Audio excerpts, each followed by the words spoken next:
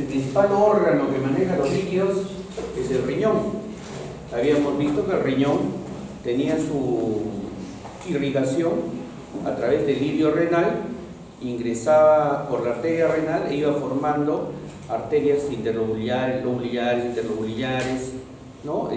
Rectas, arciformes, y finalmente llegamos a la arteria aferente, ¿no? La arteriola aferente, ¿no? Venía así, ¿no? Entonces, la arteria arciforme y de ahí venían ya las arteriolas aferentes. Y cuando venía la arteriola aferente, se formaba un ovillo, y ese ovillo se llamaba glomérulo, ¿sí? Este glomérulo era el encargado de realizar la filtración. Aquí venía y vimos que había dos juegos ahí importantes. Había 4 presiones importantes que teníamos que conocer. Hidrostática, tanto dentro del capilar como fuera del capilar. Oncótica, tanto dentro del capilar como fuera del capilar. Esas 4 presiones son importantes para nosotros poder entender múltiples patologías que se van a presentar en este sistema, ¿ya? Y múltiples patologías que se van a presentar en problemas sistémicos que afecten el riñón finalmente. Esta arteriola filtra, ¿no? Filtra, y está rodeada de una cápsula que se llama la cápsula de Bowman, ¿sí? La cápsula de Bowman, que es la encargada de recibir la filtración del líquido, ¿sí? E iniciar el camino por unos túbulos que llamamos los túbulos renales, ¿sí? Los túbulos renales. Entonces, ustedes se dan cuenta acá, la arteriola aferente forma su ovillo, filtra en la cápsula de Bowman y sale por la arteriola eferente. Eferente quiere decir que se va, ¿no es cierto? Eferente. Pero esta arteriola eferente viene en sí acompañada de túbulos, hasta cierto trecho, ¿no? En el cual ya comenzamos a tener sangre venosa. Estos túbulos, estos conjuntos tubulares, entonces son importantes también para tener las 4 funciones que tiene el riñón. Filtración, la primera, la que vamos a ver ahora. Secreción de algunas sustancias, ¿sí? ¿Qué secretamos? Algunas sustancias que en la parte final tenemos que secretar potasio, calcio, fósforo, que tenemos que eliminar, toxinas que tenemos que eliminar. Y ahí les contaba por eso que eliminamos ahí, por ejemplo, la cocaína, la encontramos ahí. En los deportistas encontramos las sustancias prohibidas, las encontramos en la orina. ¿Por qué? Porque se eliminan por esa tubuladura, ¿ya? Entonces, y en ese momento viene lo que se llama excreción. ¿Qué excretamos? Las sustancias de desecho. ¿Qué secretamos? Secretamos también hormonas, que vamos a irlas viendo poco a poco. Esto se hace en la tubuladura. Y cuando excretamos se va volviendo sangre venosa. Sangre venosa. ¿Ya? Entonces, esa es la función de nuestro riñón. Y este conjunto de la arteriola aferente, el glomérulo, la arteriola eferente, los capilares peritubulares, porque están alrededor de los túbulos, y los túbulos renales se llaman nefrones. Cada uno de esos es un riñón chiquito, ¿ya? Y a partir de los 70 años se nos comienzan a morir 10% cada año. Entonces, cuando llegamos viejitos, ya llegamos con poquita función renal. Tenemos un riñón, doctor. Solo tenemos un riñón. Ya, no hay problema, no hay ningún problema. Muchas personas viven como monorrenas, no hay ningún problema. Lo importante es que tengamos un riñón, ya por lo menos funcional, o parte de nuestro riñón funcional. Esta es la parte funcional, fisiológica, ¿no? Pero ustedes han visto, ¿no? Cómo es tenemos una cápsula y una médula renal, ¿sí? Hemos visto en las primeras, la cápsula que rodea, donde están los glomérulos, que es donde llega la sangre y se filtra, y la médula renal, que es donde están los túbulos, que es donde nosotros vamos haciendo las concentraciones. ¿Qué pasa? Vamos a ir viendo qué pasa si, por ejemplo, nos dañamos la médula renal. Vamos a hablar de los tipos de insuficiencia renal y todo ese cuento, que lo van a ver también en la práctica, es importante. Entonces, esa es nuestra nefrona, es un conjunto, ¿no es cierto? Un glomérulo y su cápsula de Bowman, y eso constituye el corpúsculo renal, y el resto constituye ya toda la nefrona. Ya toda la nefrona. Entonces, como ven, nuevamente aquí nosotros estamos dividiendo en corteza y médula renal. En la corteza, miren, tenemos glomérulos, y en otros hay otras que los glomérulos están pegaditos a la corteza y se meten bastante a la médula, si se dan cuenta. En cambio hay otros que son casi todos en la corteza. Generalmente estos manejan líquidos y estos manejan concentraciones, ¿ya? Estos manejan concentraciones y estos manejan líquidos generalmente. Entonces, ¿qué túbulos tenemos? La cápsula de Bowman, el túbulo contorneado proximal, el asa de Henle, el tubo contorneado distal, el túbulo colector que va a llegar a la pelvis renal y va a ir goteando nuestra orina ahí, en la pelvis renal, ¿ya? Entonces, vamos a ir viendo camino poquito a poquito para ir avanzando. Bien, entonces hemos llegado al capilar, a la arteriola aferente, ¿ya? A la arteriola aferente. Cuando llegamos a la arteriola aferente, este es un vaso sanguíneo, ¿sí? Entonces, ¿qué tiene el vaso sanguíneo dentro? Tiene su endotelio, ¿sí? Y como es capilar, tiene sus agujeritos. Acuérdense de fisiología cardiovascular, ¿no es cierto? Los tipos de capilares, continuos, fenestrados, ¿no? Entonces, este tiene sus discontinuidades, ¿sí? Es un capilar discontinuo fenestrado, tiene su fenestración, o sea, tiene sus agujeritos para que pase. Por ahí, pero son pequeños, tienen menos de 100 nanómetros, entonces no van a pasar las moléculas proteicas. Y entonces, ¿qué va a filtrar? Va a filtrar de acuerdo a la presión que va llegando. ¿Qué presión llega genera el plasma, el líquido? ¿Qué presión genera? Presión hidrostática. Entonces, va llegando la presión hidrostática. ¿Y dónde viene la presión hidrostática? Viene mi presión arterial, pues, ¿no? ¿Sí? Viene mi presión arterial. Y habíamos dicho que por esos capilarcitos tienen que pasar 180 litros al día. Y tienen que ir cayendo por minuto 125 mililitros tiene que irse filtrando el plasma. Es una limpieza. Pero para pasar eso, tiene que pasar por esas ventanitas que tiene el endotelio, el capilar. Pero el endotelio, el capilar, debajo, recordemos que también tiene su membrana basal del capilar, ¿no? También está su membranita basal, también. Y de ahí tenemos la cápsula de Bowman, y la cápsula de Bowman tiene unos podocitos, células epiteliales, como son unos podocitos que reciben. Entonces todo eso tenemos que pasar para que vaya filtrando el líquido y las sustancias que van a caer a la cápsula de Bowman, ¿ya? Tenemos 3 capas entonces. El endotelio, el capilar, su membrana basal, y las células, los podocitos que vienen de la cápsula de Bowman, ¿ya? 3 componentes, y a eso se le llama la membrana, ¿no es cierto? La membrana de los capilares de la membrana.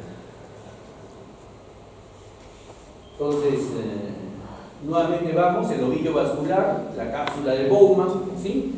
El ovillo vascular tiene rodeado por su cápsula de Bowman, que tiene un epitelio plano con sus podocitos nada más, ¿no? Entonces, la pared del capilar glomerular tiene 3 capas: célula endotelial fenestrada, membrana basal glomerular y las células epiteliales o podocitos que están ahí. Entonces, 3 capas. ¿Qué característica más tiene, aparte de ser muy pequeña, tener los agujeritos demasiado pequeños? Ahí está en ultramicroscopía, ¿no? ¿Qué otra característica tiene? Que tiene una carga bastante negativa, porque tiene muchas proteínas, una carga bastante negativa. Ya negativa. Miren, a 2 características importantes: tamaño de las fenestraciones y la carga negativa, ¿no? Ahí tenemos los podocitos, debajo de la membrana basal y entre los capilares, como se forma un ovillo, como se forma un ovillo, acá tienen el capilar, su membrana basal, ¿sí? Su membrana basal, sus podocitos, su cápsula de Bowman, ¿no? Se va formando la cápsula de Bowman. Y en medio de esto hay unas células que llaman células mesangiales, que vamos a ver más adelante su importancia, ¿sí? También tienen macrófagos, ¿no? Circulando, células blancas. Capilares con su membrana basal, sus podocitos, y la cápsula de Bowman está en amarillo, ¿no? Entonces ahí va filtrando. Y en el medio están las células mesangiales. Vamos a ver más adelante para qué son importantes las células. Hasta ahí no hay problema, ¿no es cierto? Entonces, ¿qué pasa con estos capilares? Estos capilares, que los vemos ahí redonditos, pueden cerrarse o abrirse. Se cierran o se abren. Y se cierran o se abren, ¿por qué? Se cierran o se abren porque hay sustancias vasoactivas, no es una isla del riñón. Entonces, dígame una sustancia vasoactiva, una nada más, a ver, si ya se ve cardiovascular. ¿Cuál? Uno, dos. Dos. Te tenía con duda ahí de dos. Angiotensina 2. A ver, otra. El óxido nítrico es vasodilatador. Ya está. Está bien, eso es vasoactiva. Otra. A ver.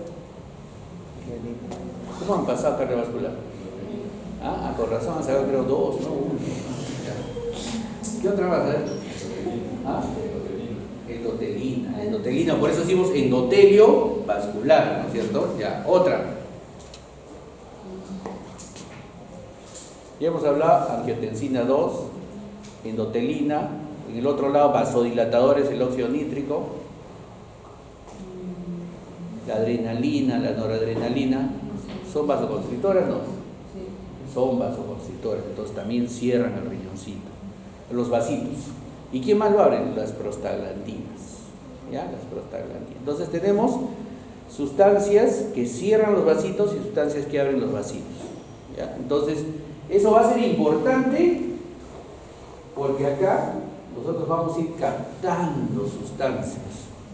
Por ejemplo, ¿qué dicen a un hipertenso? Le dicen, no comas muy salado, ¿no es cierto? O no comas salado, ¿sí?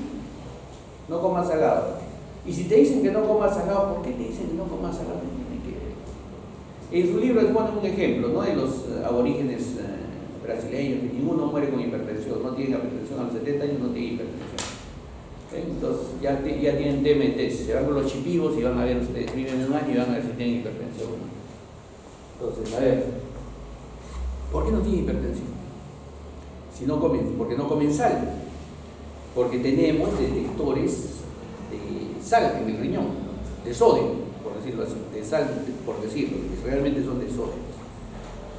El sodio aumenta cuando hay aumento de la osmolaridad, ¿no es cierto? Entonces aumenta. Lo poquito que aumenta el sodio, nos coge y viene la renina y dice, acá hay sodio. Entonces, no, produce angiotensina 2. Y la angiotensina 2, porque eso ya han visto en cardiovascular y en renal, porque en respiratorio, porque la angiotensina 1 se produce en el pulmón. Entonces, se cierran los vasos sanguíneos. Y entonces, para yo tratar que mi paciente no se le cierre tanto los vasos sanguíneos, no me haga hipertensión, le digo, come bajito en sal para que mi riñón no detecte ese exceso de sodio. ¿Ya? Entonces, miren el riñoncito, cómo tiene sus reacciones, ¿no? Está sometido a las sustancias vasodilatadoras y vasoconstrictores, ¿sí? Está sometido a eso. Y entonces, ¿qué más hace el riñón? El riñón pasa todo menos, no filtra proteínas por el tamaño, ¿no? Por el tamaño chiquito que tienen los poros, no filtra las proteínas. Aparte, las proteínas tienen carga negativa, ¿sí? Y como tienen carga negativa, el segundo cuadrito diferencia de tamaño y carga, las proteínas tienen carga negativa y la membrana basal, los podocitos, todo tienen carga negativa también. Las cargas iguales, por física, se repelen, ¿no es cierto? Se repelen. Entonces, no pasa la albúmina, menos pasa la albúmina, no hay una repulsión hidrostática. Entonces, ¿qué cosa pasa? Pasan electrolitos chiquitos, agua, urea, glucosa, pasa por la orina. ¿Y por qué no aparece en la orina final? Vamos a ver. Entonces, esto ya es conocido por ustedes. Tenemos una arteriola aferente, tenemos una arteriola. Y miren acá, resaltamos que tiene un esfínter, ¿no? ¿Y para qué tiene ese esfínter? Para reaccionar con las sustancias vasoactivas que acabamos de ver. Y la arteriola eferente también tiene su. Entonces, ¿qué pasa? Están sometidas estos capilares, este glomérulo está sometido a la arteriola aferente y eferente. ¿Qué tiene que pasar? Tiene que venir sangre la sangre va a pasar acá, la sangre tiene presión hidrostática y presión oncótica, ¿sí?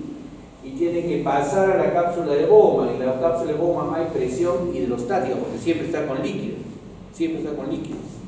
Y la presión hidrostática en la cápsula de Bowman cambia, es grande, es 18. ¿Por qué? Porque tiene líquido ahí. Entonces, miren, ¿quién quiere salir? La presión del glomérulo, 60. Quiere salir el plasma. ¿Quién lo retiene? ¿Quién quiere que entre? La presión hidrostática en la cápsula de Bowman, 18. ¿Quién más quiere que entre?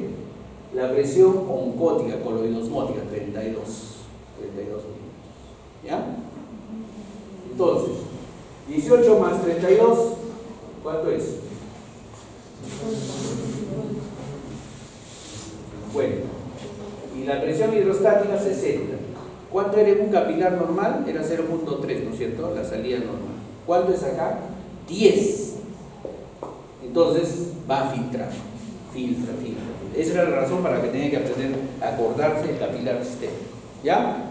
Entonces filtra. Es una presión diferencial bastante grande, 10. ¿Cuánto pasa por minuto? 125 mililitros por minuto. ¿Ya? Entonces tiene que haber 12.5 mililitros por minuto por milímetro de presión. ¿Qué pasa más? Pasa el agua, pasan los electrolitos, pasa según la gradiente de concentración, de un lado al otro de la membrana según la ley de Fick, ¿no es cierto?, de difusión. ¿Listo? Y así tenemos entonces un capilar ya. ¿A qué quiero que le presten atención? Aparte de los 10 milímetros de mercurio, los 125 mililitros que pasan por minuto, aparte de eso, ¿a qué quiero que le presten atención? A esos esfínteres. Y que acuérdense de esos esfínteres: aferente y eferente. ¿Qué quiere decir? Que del aferente entra sangre, se queda en el glomérulo y voy filtrando, pero lo que pasa sale por la eferente para seguir acompañando a los túbulos renales, ¿no es cierto? ¿Sí? ¿Está comprendida la idea? Porque ahí va a basarse la clase. ¿Está comprendida la idea? Tenemos aferente, tenemos eferente, el glomérulo va a filtrarse y lo que queda del glomérulo, el líquido con las sustancias que quedan, van a salir por la arteriola eferente. Pero hay sustancias que pueden hacer que se cierren solo la aferente, solo el eferente o los dos. Y ahí me voy a poner espeso con ustedes, porque tienen que aprender eso. ¿Ya? Nuevamente lo mismo, ya está ahí, ¿no es cierto? Entonces,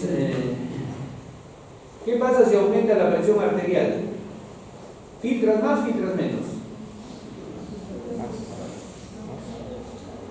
Si el paciente es hipertenso, ¿filtras más, filtras menos? ¿Qué dice? Filtro más. En teoría filtro más, porque supone que hay más presión hidrostática, ¿no? Se cierra el vaso y hay más presión hidrostática. Pero también les hablé del fenómeno de autorregulación del riñón, ¿cierto? Que tiene un amplio margen en el riñón, porque si aumenta la presión comienza a orinar un montón más y me deshidrata. Entonces el riñón tiene un fenómeno de autorregulación. Vamos a verlo. Listo, entonces la filtración glomerular se da con la presión hidrostática coloidosmótica y con la presión hidrostática de la cápsula de Bowman. Entonces nosotros tenemos que ver cuánto pasa por la arteriola eferente, con qué presión llega al glomérulo y cómo el glomérulo va a manejar esos líquidos para poder filtrar la cantidad necesaria. ¿Sí? ¿Qué cosas cambian la filtración glomerular? La presión arterial cambia la filtración glomerular, hace que filtres más, pero el riñón, cuando se cambia la presión arterial y hace que filtres más, vamos a ver más adelante, el riñón se autorregula y absorbe más, y eso evita que nosotros incionemos más de la cantidad necesaria y tengamos un desbalance. ¿Qué más? La resistencia en la arteriola aferente o la resistencia en la arteriola eferente. ¿Qué es lo que pasa? Ahora vamos al siguiente paso. Si aumenta la resistencia en la arteriola aferente, o sea, la que va a llegar al ovillo, aferente, solo aferente, porque hay sustancias que solo aumentan en la arteriola aferente, preferentemente. Cierran la arteriola aferente. ¿Llegará sangre al riñón? ¿Al glomérulo? No. Entonces, ¿cómo será la filtración glomerular? Baja, ¿no es cierto? Baja.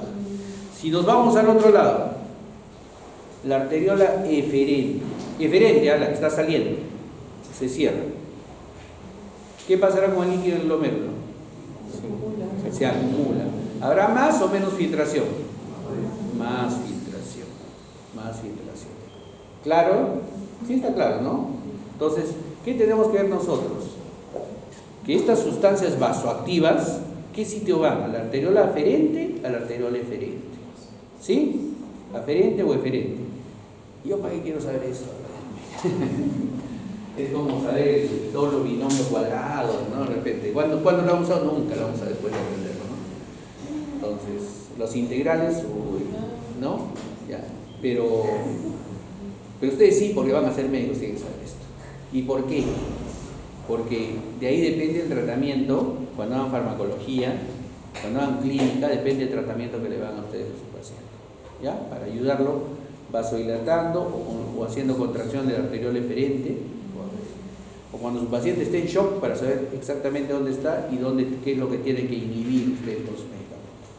Es importante, porque ustedes saben que nuestro riñón es un órgano blanco de la única enfermedad crónica que tiene factores modificables, ¿no? ¿Cuál es?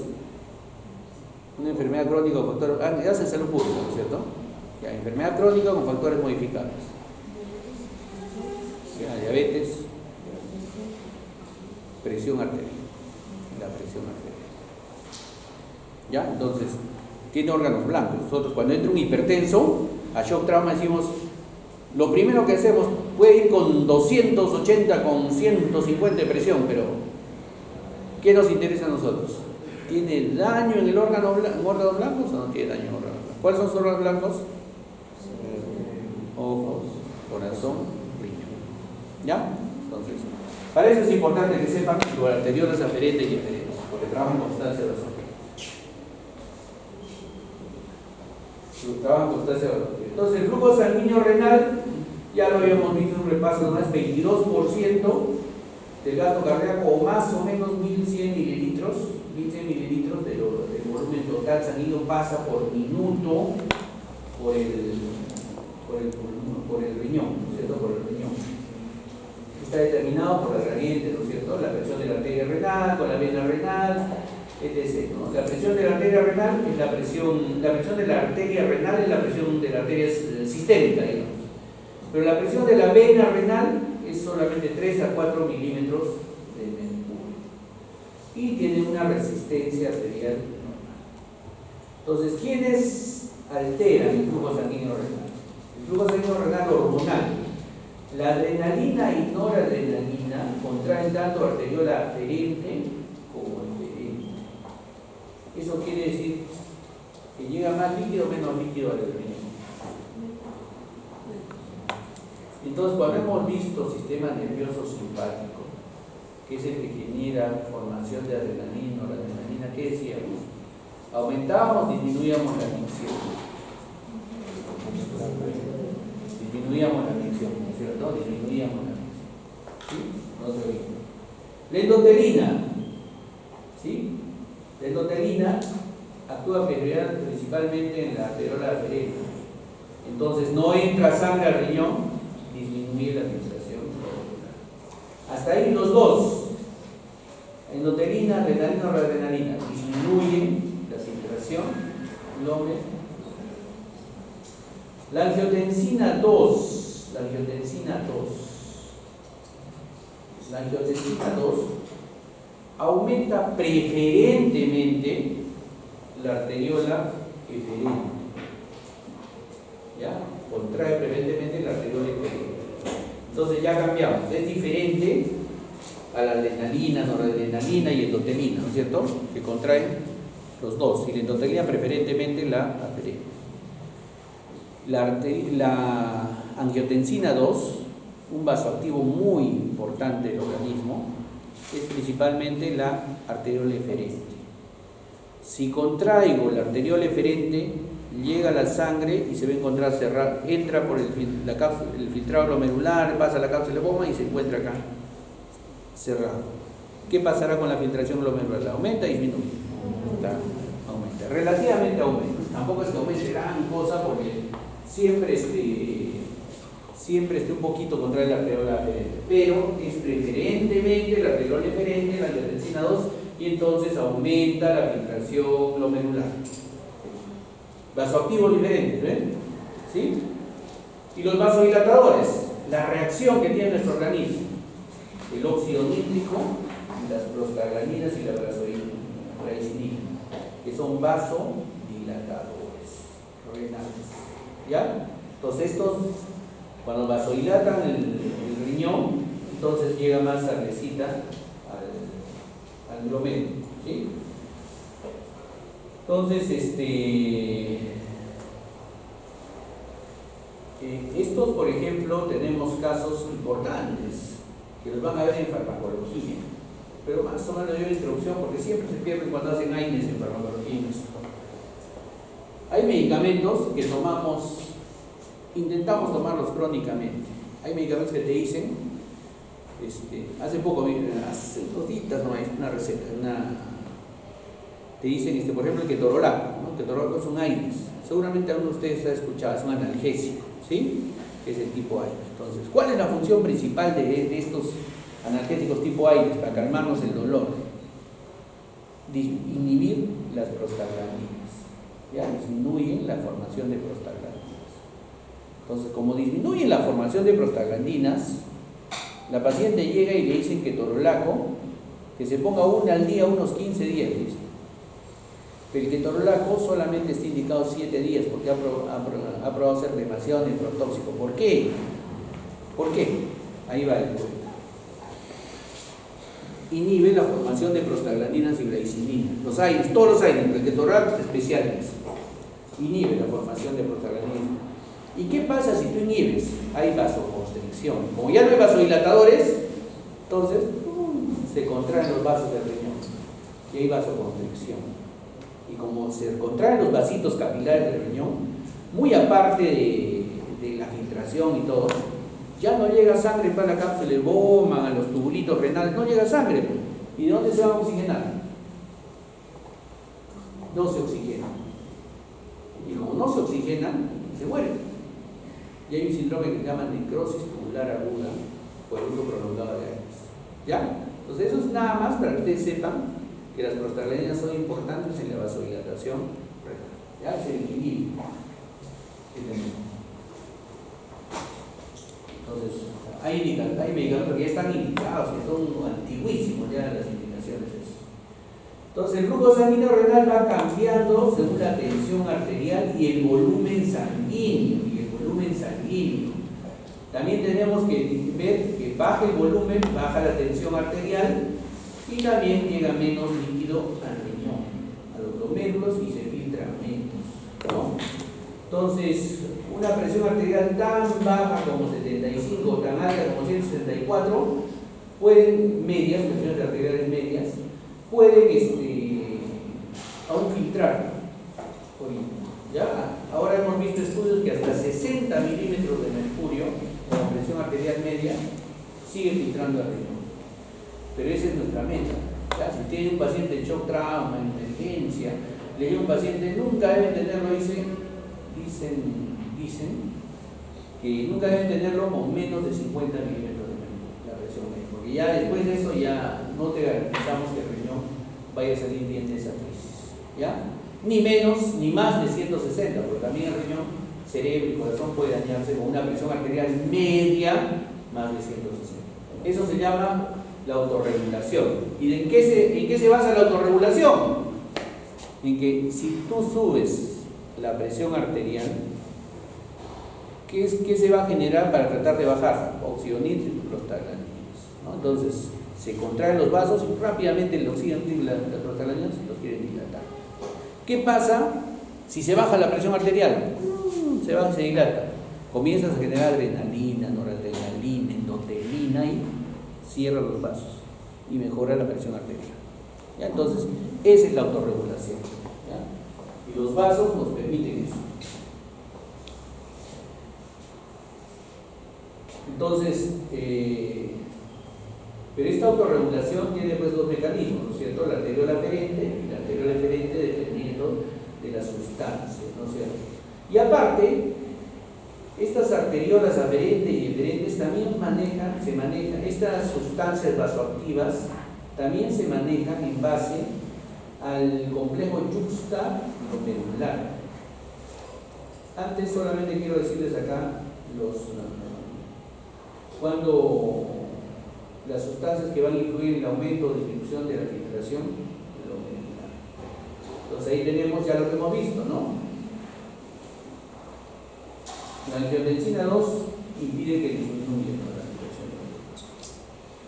Y están ahí las sustancias vasoactivas, ya creo que está bien explicadas. ¿Qué es el complejo yuxtaglomerular? Y una mácula densa. A ver, como tenemos, vamos a ver el glomérulo, pero vamos a hacer una referencia al asa de Henle. Este es nuestro capilar glomerular. Este es nuestro capilar glomerular. Viene la arteriola aferente, ingresa y sale por la arteriola eferente, y ahí tiene su cápsula de Bowman, ¿no? Y la cápsula de Bowman tiene todito el recorrido. Vamos a simular que está yendo su recorrido, ¿sí? ¿Qué es lo que pasa en la mácula densa? Están acá las células de la mácula densa. Las células de la mácula densa tienen una especie de osmómetro. Y entonces, como ven, está acá, en el medio entre la arteriola aferente y eferente, cuando ingresa, ¿sí? Y entonces, ¿qué es lo que sucede? Esta mácula densa detecta las concentraciones que van llegando y saliendo de sodio. ¿Ya? Entonces, ahí es donde nosotros podemos detectar si hay mucho o poco sodio. ¿Ya? Entonces, ¿qué es lo que pasa? Entonces, la mácula densa también nos ayuda a regular. Si tenemos poco sodio en la circulación, decimos, dame más sodio, filtra sodio pero regresa. Pero si tenemos mucho sodio, te dice, elimina, para mantener la osmolaridad. ¿Ya? Entonces, esta es la mácula densa, esa es la razón. Pero ¿qué hace la mácula densa acá? ¿Cómo lo hace? La mácula densa regula, siente la concentración y dice, voy a generar renina. ¿Sí?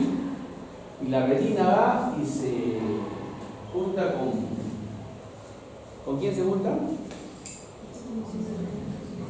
El angiotensina, ¿de dónde viene? Del hígado. La renina se junta con la angiotensina.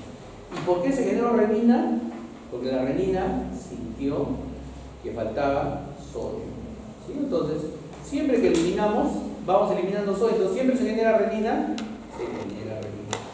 siempre se genera renina. Ahora, generas más cuando tienes mucho sodio. ¿Ya? Generas más cuando tienes mucho sodio. Entonces, esta renina va y convierte el angiotensinógeno del hígado, lo convierte en angiotensina 1, ¿no es cierto? Y esa angiotensina 1 viaja en pulmón y se convierte en angiotensina 2 por una hormona que se llama enzima convertidora de angiotensina. Y esa angiotensina 2 hace una vasoconstricción, no solo en el riñón, sino una vasoconstricción total, ¿no? Pero tiene sus receptores, esa angiotensina 2, ¿sí? Los ARA, ¿sí? Los receptores, ARA1, ARA2. Ya, eso es importante, ¿para qué? ¿Para qué les va a servir ese conocimiento también? Dice, igual que el binomio, no, también les va a servir. Ya de acá en adelante, todo les va a servir. ¿Para qué les sirve eso? Tenemos medicamentos inhibidores de ECA. Cuando hagan fármaco, no van a correr. Les digo que cuando hagan fármaco, el fármaco es sacando más ya, ¿no? O sea, aprobamos esto, espero que la mayoría apruebe, ya pasamos a fármaco, ¿no? Entonces, si fármaco, los primeros capítulos son toditos de esto. ¿Ya? Inhiben ECA. Entonces, si inhiben el ECA, ¿qué pasa? Sube, baja la presión. Baja la presión. Entonces, van ustedes, revisen el baúl de su abuelita, de su tío, de su mamá, todo, y Los que son hipertensos, ¿qué toman? Captopril, enalapril, lisinopril, todos son inhibidores ECA, ¿ya? Y si no van y comienzan los sartán, valsartán, olmesartán, todos son inhibidores ARA, que son del receptor de la angiotensina 2. ¿Listo? Entonces ya ustedes ya tienen ese conocimiento, no se pueden equivocar en fármaco. Y esas son preguntas de NAMA. Son preguntas de NAMA. Ya, entonces, entendida la idea, ¿no es cierto? ¿Por qué se genera renina? ¿Sí? Listo. Entonces vamos a ver ahí nada más un repaso de la clase. Entonces, los podocitos, la membrana basal y los pedículos fenestrados. Listo. Y entonces, ¿y cómo miccionamos? Bueno, se junta la médula renal, porque vamos a hablar ahora sobre los médulos. Y tenemos que ver básicamente, aquí vamos a ver, ¿no? Que tenemos dos lugares de la micción, ¿no es cierto? Ya la micción es llenar la orina, nada más, llenar la orina. ¿Cuánto de orina tienes que llenar? ¿Cuánto puedes llenar? Dice que tu vejiga tiene que llenar hasta 40-60 milímetros de mercurio de presión en la pared de la vejiga para que ya tus ganas de orinar sean ya extremas. ¿Ya? Entonces, ¿qué es lo que hacen? Hay dos sistemas, parasimpático y simpático. El parasimpático maneja todo lo que es el músculo detrusor, toda la parte superior de la vejiga, que le han hecho una anatomía, es el músculo detrusor, que es el que ayuda a contraer para la micción. Y abajo, es el músculo, y abajo está el esfínter vesical, es la parte del sistema simpático, que también hace, colaborando con la disminución de filtración, hace que cuando te asustes se cierre el esfínter y no micciones. Y cuando te relajas, vas al baño y salen 3 litros, ¿cierto?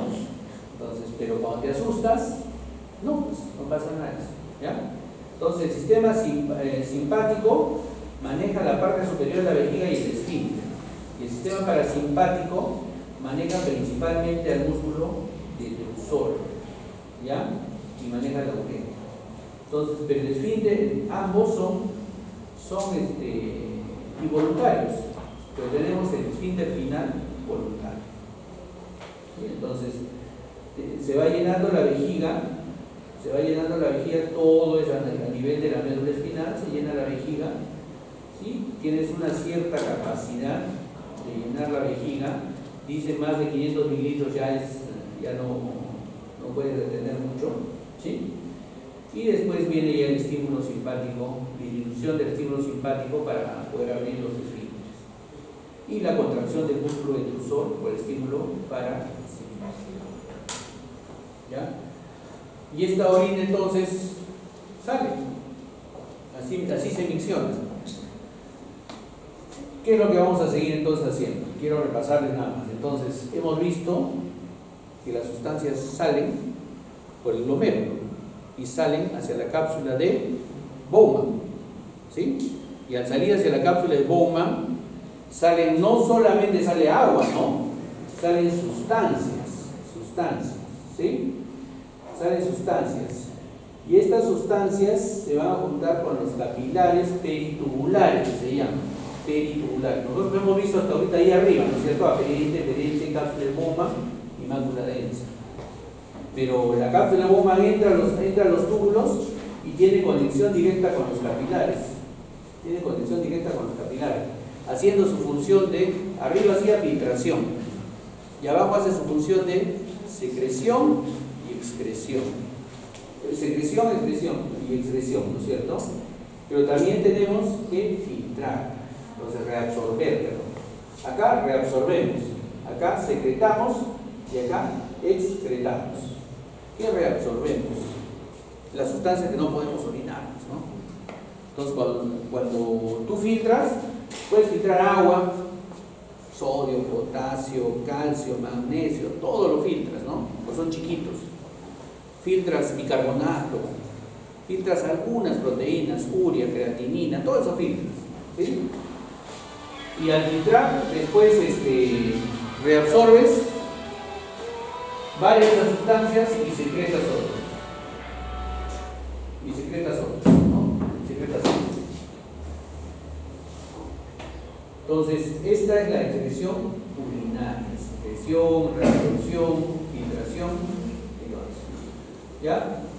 Entonces vamos a Y esto quisiera que conozcan ustedes entonces, antes de entrar a la siguiente parte, que es cápsula de Bowman, túbulo contorneado proximal, asa de Henle, túbulo contorneado distal y túbulo colector, y ahí nos vamos a los perifrenales. Nuevamente. Entonces, ya estoy en repaso. Ya. Vamos a entrar a la siguiente. Esta parte. Entonces, acá tenemos entonces nuevamente los glomérulos, ¿no es cierto? Tenemos los glomérulos. Unos están cerca de la corteza al final y otros están cerquita a la médula, ¿sí? Y entonces, como vemos, van a filtrar, unos solo entran una parte de la médula y los otros ingresan a la médula asteriforme, con asas largas de Henle. Estos nos van a manejar volumen y estos nos van a manejar concentraciones de solutos. ¿Ya? Entonces, ¿qué vamos a manejar ahora? El glomérulo, y vamos a manejar las cápsulas,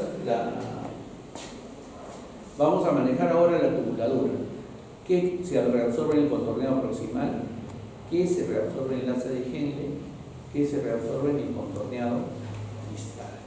¿Ya? Entonces vamos a ir avanzando así. ¿Y qué llega al final? ¿Ya? Solo vamos a avanzar hasta las 9:20, que es su clase. No se preocupen, no se asusten.